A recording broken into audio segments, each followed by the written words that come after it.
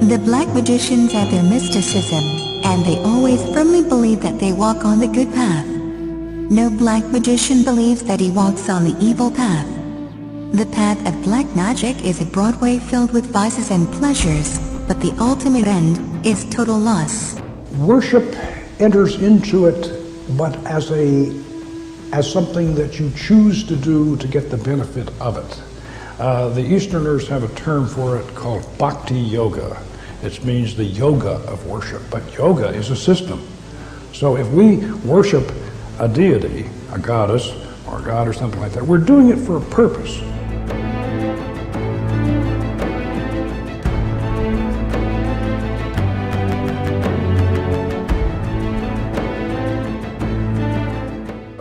The Lemegeton and the Greater Key of Solomon, these handbooks of magic were attributed to Solomon for two reasons. Number one, he was the great magician, the legendary magician, and number two, these people were afraid to put their real names on the books because they'd get burned at the stake.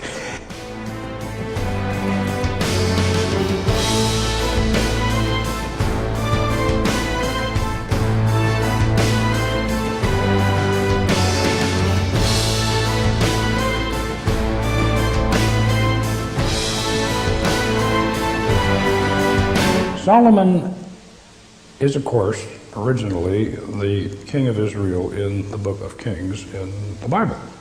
And he lived around 800 BC, and he was the great king who built Solomon's temple.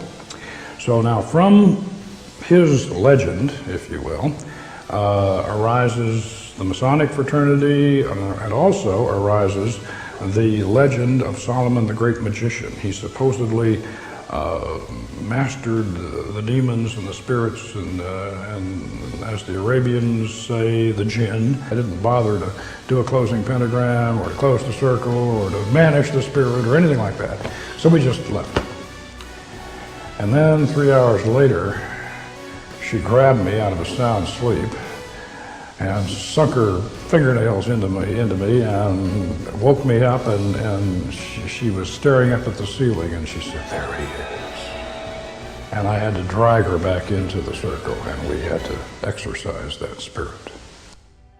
Magical rituals weren't only prominent in Babylon, or later in the Kingdom of Judah. It was also very much part of ancient Egypt, and was also part of their religious practices. Ancient Egyptian religion was a complex system of beliefs and rituals which was integral to ancient Egyptian society. It centered on the Egyptians' interaction with a multitude of deities who were believed to be present in and in control of the forces and elements of nature.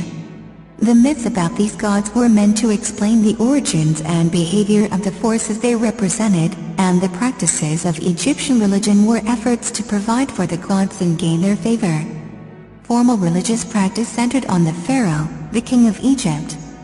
Although he was a human, the pharaoh was believed to possess a divine power, and was considered a god by virtue of his kingship. He acted as the intermediary between his people and the gods, and was obligated to sustain the gods through rituals and offerings so that they could maintain order in the universe. Therefore, the state dedicated enormous resources to the performance of these rituals and to the construction of the temples where they were carried out.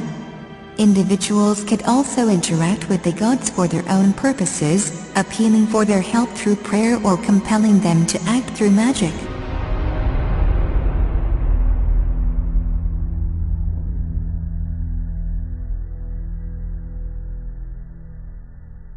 As the mystery religion spread all over the world from Babylon, they found expression in all countries of the ancient world with only a change in the names of the gods and slight variations in the rituals.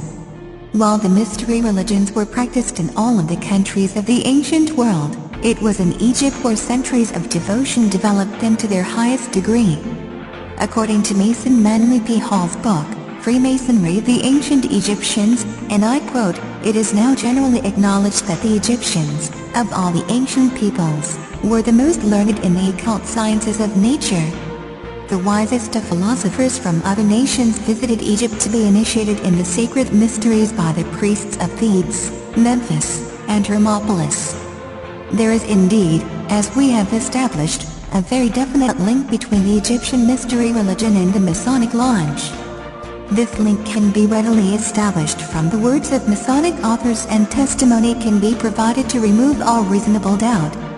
In the book, The Meaning of Masonry, by past Provincial Grand Registrar, W.L. Wilmshurst, we find the statement, and I quote, "I am acquainted, for instance, with an Egyptian ceremonial system, some 5,000 years old, which taught precisely the same things as Masonry does." In the book, Freemasonry, Its Hidden Meaning, by George H. Steinmetz, we find the statement, and I quote, "Regardless of the origin of the modern lodge, or of the name Freemason, we can, after freeing the symbolism of modern adaptations, discern in Freemasonry the outline of the teachings of the ancient mysteries of Egypt." In the same book, Mr. Steinmetz makes the statement connecting Freemasonry and the Egyptian mysteries. And I quote, "If the symbols can be consistently interpreted in this manner, throughout the 3 degrees we have confirmed Freemasonry to be the reincarnation of the ancient mysteries of Egypt." 33-degree Mason Manly P. Hull relates the efforts of early Masonic historians to link Hiram Abiff to the Egyptian mystery religion. Early Masonic historians such as Albert Mackey, Robert Fregould and Albert Pike were of a single purpose in their efforts to establish a definite correspondence between the Hiramic legend of Freemasonry and the Osiris myth as expounded in the initiatory rituals of the Egyptians.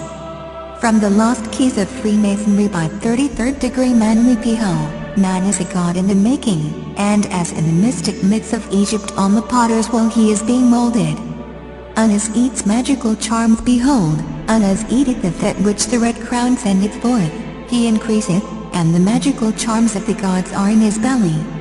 The following quote is a comment on the texts about King Unas by the translator of the Egyptian Book of the Dead, each Wallace Budge, the notion that, by eating the flesh, or particularly by drinking the blood, of another living being, a man absorbs his nature or life into his own, is one which appears among primitive peoples in many forms. It is indeed an accurate assessment that these murders in the Unas texts were performed in a ritual and religious manner for the purpose of obtaining the life force or energy force of the victim. Not only was this the purpose of these ancient Egyptian texts, but it is also the purpose behind modern Satanism. This common underlying purpose can be seen by comparing these texts and their assessment with the words of Master Satanist, a 33rd degree Scottish Rite Grand Master, and a 97th degree the Rite of Memphis, of Aleister Crowley. He writes, and I quote, "The blood is the life." This simple statement is explained by the Hindus by saying that the blood is the principal vehicle of vital prana. It was the theory of the ancient magicians that any living being is a storehouse of energy varying in quantity according to the size and health of the animal, and in quality according to its mental and moral character. At the death of the animal, this energy is liberated suddenly. For magical purposes, the animal should therefore be killed within the circle, or the triangle, as the case may be, so that its energy cannot escape. An animal should be selected whose nature accords with that of the ceremony. For the highest spiritual working, one must accordingly choose that victim which contains the greatest and purest force. A male child of perfect innocence and high intelligence is the most satisfactory and suitable victim. Those magicians who object to the use of blood have indeed vowed to replace it with incense. But the bloody sacrifice, though more dangerous, is more efficacious. And for nearly all purposes human sacrifice is the best.